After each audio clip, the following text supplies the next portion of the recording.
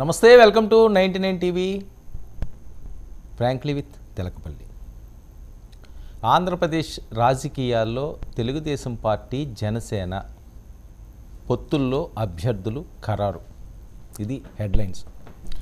2 దఫాలుగా సుదీర్ఘ చర్చలు పవన్ కళ్యాణ్ గారు నిన్న చంద్రబాబు నాయుడు గారితో కలిసిన నేపథ్యం. సరే, మధ్యాహ్నం వెళ్ళారు, ఏవో కొన్ని అంశాల మీద మాట్లాడుకున్నారు అనుకున్నారు.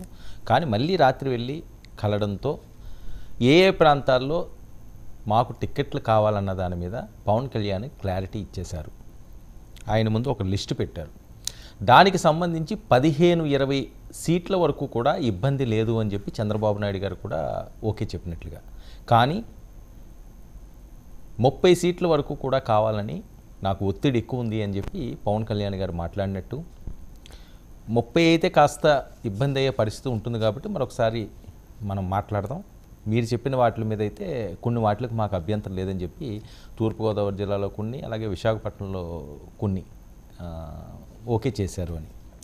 సో పాలకొల్లులో సభ నిర్వహించి ఇరు పార్టీల అధ్యక్షులు అక్కడ అభ్యర్థుల్ని అనౌన్స్ చేస్తారు. దానికి ముహూర్తం కూడా ఫిక్స్ చేశారు.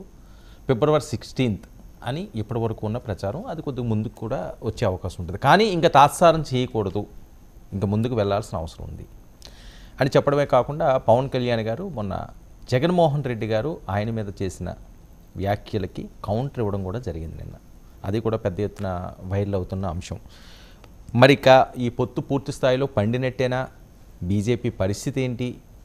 రానున్న రోజుల్లో అభ్యర్థులు ప్రకటించిన తర్వాత ఎలాంటి అంశాలు తెర మీదకి వచ్చే ఛాన్స్ ఉంటుంది? కాన్ఫిడెంట్గా జగన్మోహన్ రెడ్డి ముందుకు సాగుతున్నారు. సిద్ధం సభలంటూ భారీగా జన సమీకరణ చేస్తున్నారు. మరి వీళ్ళ సభలు ఎలా ఉండబోతున్నాయి?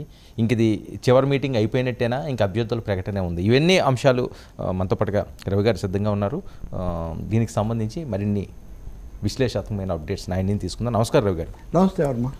ముందు నుంచి మీరు చెప్తున్నట్లుగానే మీరన్న ఆ మార్క్ దగ్గరికే వచ్చి ఆగుతున్నాయి. 15 నుంచి 20 వరకు అయితే ఇబ్బంది లేదు అని చెప్పి చంద్రబాబు నాయుడు గారు చెప్పారు. కాదు ఏంటి, నిన్న 2 దఫాలుగా వీళ్ళు బాలశౌరి అక్కడ మీటింగు హడావుడు ఉన్నప్పటికీ కూడా పవన్ కళ్యాణ్ గారు వెళ్ళి కలడంలో ఇంకా ఫైనల్ లిస్ట్ సిద్ధమైనట్టేనా? అంటే ఫైనల్ టాక్స్ లిస్ట్ అంటే అందులో కుదిరాక కదా. సో 30-30 -+2 అనేది నేను ఎప్పటి నుంచో మీకు చెప్తున్నాను. మీరు ఇంకోటి కూడా చేయొచ్చు. అందులో 10 సీట్ల వరకు ఇప్పటికే పవన్ కళ్యాణ్ పేర్లు కూడా ఇచ్చేశారు. ఆ 10 సీట్ల మీద ఏం పెద్ద సమస్య కూడా లేదన్నది. మూడోది సమస్య అంతా ఎక్కడ, నేనే ధరిని నువ్వు ధరిని, గోదావరి కలిపింది ఇద్దరిని, గోదావరి అడ్డింది ఇద్దరిని అన్నట్టుగా గోదావరిలో మాకు చాలా స్పష్టమైన ఆధిక్యత ఉండాలి అనే ఒక అభిప్రాయం పవన్ కళ్యాణ్లోనూ జనసేనలో బలంగా ఉంది. సో నిన్న కూడా వాళ్ళు గోదావరిలో అన్ని సీట్లు మీకైతే మాకెట్లా మేమైపోవాలి, మాకు సీనియర్లు ఉన్నారు కదా అని తెలుగుదేశం వాదన ఒకటి, వాదన అభ్యర్థనను. అయితే ఒకటి, నిన్న పవన్ కళ్యాణ్ మధ్యలో మీటింగ్ గురించి కూడా మీరు చెప్పారు కదా. ఈ మధ్యలో మీటింగ్ ఆయన ఊరికినే వదిలిపెట్టలేదు. ఆ మీటింగ్లో ఒక డైలాగ్ వేశారు, చిక్కులు చాలా ఉంటాయి సీట్లు అన్న తర్వాత అని. అంటే చిక్కులు ఉంటాయని చెప్తున్నారు, రెండోసారి సమావేశమవుతున్నారు, తుది జాబితా ఇవ్వకుండా దాటవేస్తున్నారు. 4వదేమో యువరాజు గారు ఏమో చర్చల్లో పాల్గొనడం లేదు, అంతే కదా. అవును.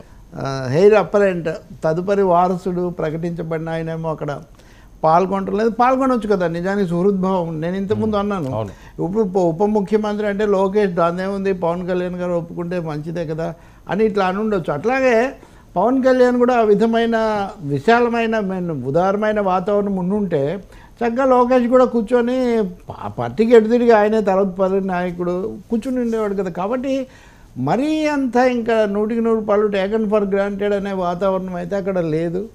కొంత సర్దుబాట్లు చెప్పటం ఉంది. ఇన్ని చెప్పినా కానీ పవన్ కళ్యాణ్ అయితే ఒక బాటం లైన్ గీసుకున్నారు.